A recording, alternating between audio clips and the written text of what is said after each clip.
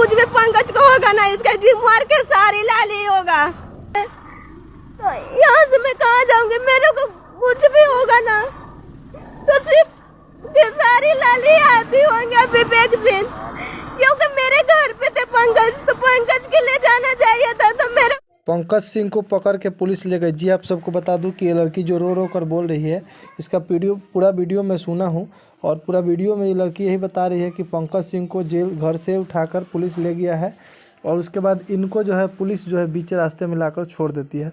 तो खैर ये तो गलती करती है, इनको बीच रास्ते में नहीं ला के छोड़ना चाहिए, चाहे तो घर ही पर छोड़ देते। पंकज पे FIR था, उसको ले गए, उसको ठीक किए। और इस बीच आप सबको बता दूं कि ये लड़की जो है लाइव आकर रो रही है, कह रही है कि इसमें खेसारी लाल यादव दोषी होंगे, मैं कुछ करूंगी तो अब तुम कुछ कर लोगी, फांसी लगा लोगी, ट्रेन से कट जाओगी, तो इसमें खेसारी लाल यादव का क्या दोष है? खेसारी लाल यादव के ऊपर वो गलती किया, उस पर FIR हुआ तो उसको पुलिस ले गया। अब तुम इसमें तीसरा थर्ड पर्सन कोई जाए फांसी लगा ले, कट जाए, तो इसमें खेसारी लाल यादव और विवेक सिंह क्या करेंगे भाई?